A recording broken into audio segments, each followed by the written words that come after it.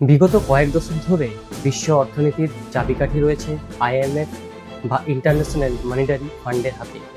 এই ফান্ড সংকট সময়ে থাকা বিভিন্ন দেশকে আর্থিক সাহায্য করে, কিন্তু সেটা কঠিন শর্তের বিনিময়ে। পশ্চিমের এই আইএমএফকে টক্কর দিতে এসেছে নতুন একটি সংস্থা, ব্রিক্স কর্তৃক পরিচালিত NDB, new development bank.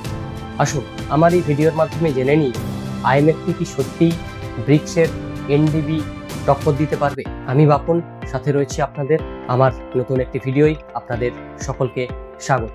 IMF প্রতিষ্ঠিত হয়েছিল 1944 সালে। আইএমএফ এর উদ্দেশ্য ছিল বিভিন্নভাবে আর্থিক সমস্যায় জর্জরিত দেশগুলিকে অর্থ সাহায্য দিয়ে তাদের আর্থিক স্থিতাবস্থা বজায় রাখা।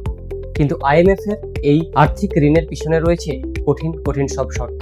সমালোচকরা বলে থাকেন আইএমএফ এর এই ঋণ দেওয়ার উদ্দেশ্যই হলো আমেরিকা তথা পশ্চিমী দুনিয়ার বাকি দেশগুলির প্রতি একাধিপত্য দেখানো। এই একাধিপত্য দেখানোর জন্যই আইএমএফ বিভিন্ন দেশগুলিকে কড়া শর্তে ঋণ প্রদান করে থাকে। যেহেতু আইএমএফ এর বেশিরভাগ ভোটদানটাই এবং ফান্ডিংটাই ডিপেন্ড করে আমেরিকা তথা ইউরোপের দেশগুলির মধ্যেই। অন্যদিকে এই এনডিবি ব্যাংকের প্রতিষ্ঠা হয়েছিল 2014 সালে ব্রিক্স কর্তৃক, অর্থাৎ ব্রাজিল, রাশিয়া, ইন্ডিয়া, চায়না এবং সাউথ আফ্রিকা মিলে যে আমাদের যে ব্রিক্স আছে, সেই ব্রিক্স গোষ্ঠীভুক্ত দেশগুলি এই এনডিবি বা নিউ ডেভেলপমেন্ট ব্যাংক শুরু করেছিলেন 2014 সালে।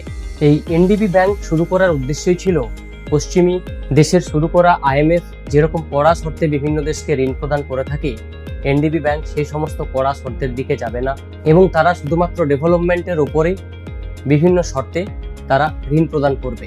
এনডিবি ব্যাংকের আরেকটি মুখ্য উদ্দেশ্য ছিল একদম দক্ষিণের দেশগুলির পরিকাঠামো এবং প্রকল্পগুলিতে আর্থিক সহায়তা প্রদান, আইএমএফ এর উপর ডিপেন্ডেন্ট না হয়ে। আসুন এরপর দেখে নিই আইএমএফ এবং এনডিবি ব্যাংকের মূল যে পার্থক্যগুলি রয়েছে। আইএমএফ স্বল্পমেয়াদী বেল আউট করেন, সেখানে এনডিবি ব্যাংক দীর্ঘমেয়াদী উন্নয়ন প্রকল্পে আর্থিক সহায়তা প্রদান করে। আইএমএফ এর মধ্যে আমেরিকার ভেটো পাওয়ার আছে, যে কারণে সবাই চাইলেও আইএমএফ এর মধ্যে যোগদান করতে পারে না। অন্যদিকে এনডিবির মধ্যে যে সমস্ত এনডিবি গোষ্ঠীভুক্ত দেশগুলি আছে তাদের সমান ভোটাধিকার, এখানে ভেটোর কোনো বিষয় নেই। এরপর যদি আমরা অর্থশক্তির দিকে লক্ষ্য করি তাহলে আমরা দেখতে পাবো এক্ষেত্রে আইএমএফ অনেকটাই এগিয়ে আছে। আইএমএফ এর অর্থশক্তি প্রায় $1 ট্রিলিয়ন, সেখানে এনডিবির আপাতত অর্থশক্তি $100 বিলিয়ন, যদিও তা ক্রমবর্ধমান। এনডিবি তাদের এই অর্থশক্তি ছাড়াও তারা আলাদা করে আপাতকালীন পরিস্থিতির জন্য আরও আলাদা করে $100 বিলিয়ন রিজার্ভ অর্থ তৈরি করে রেখেছে, যাতে ব্রিক্স গোষ্ঠীভুক্ত দেশগুলির সংকটকালীন সময়ে এখান থেকে তাদেরকে অর্থ সাহায্য দিয়ে তাদের সংকটকে এড়ানো যায়। এর সাথে সাথে আরও অনেক দেশ এনডিবিতে যোগদানের জন্য আগ্রহ প্রকাশ করেছে। এদের মধ্যে অন্যতম হলো সৌদি আরব, ইজিপ্ট, ইরান। যদিও এখনই আইএমএফ এর সাথে এনডিবির তুলনার সময় আসেনি। আইএমএফ অনেক বড়, পুরানো এবং অনেক বেশি শক্তিশালী।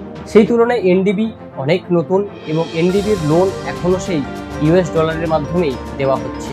এর সাথে সাথে এনডিবির আরও একটি সমস্যা হলো সংযুক্ত যে দেশগুলি আছে, অর্থাৎ Bharat, Russia, China, south Africa, Brazil, এদের নিজেদের মধ্যে আভ্যন্তরীণ রাজনৈতিক অস্থিরতা। কাজেই এটা এখনই বলা যায় না যে এনডিবি আইএমএফকে রিপ্লেস করছে বা করতে পারে। তবে কথা বলাই যায় যে আজকের এই মেরুকরণের ওয়ার্ল্ডে বিভিন্ন দেশগুলির কাছে আইএমএফ বাদে আরও একটি নতুন অপশন বা বিকল্প খুলে গেল। আচ্ছা, আপনাদের কি মনে হয় ব্রিক্স কর্তৃক তৈরি এই এনডিবি ব্যাংক কি আইএমএফ এর একাধিপত্যে সত্যিই থাবা বসাতে পারবে? জানান কমেন্ট বক্সে। আরও এইরকম তথ্যপূর্ণ ভিডিও পেতে আমার চ্যানেলটি সাবস্ক্রাইব করে রাখুন। আমার ভিডিও ভালো লাগলে লাইক, কমেন্ট এবং শেয়ার করবেন। ধন্যবাদ। আবার আসবো এরকম আরো অনেক তথ্যপূর্ণ ভিডিও নিয়ে। ততদিন ভালো থাকবেন।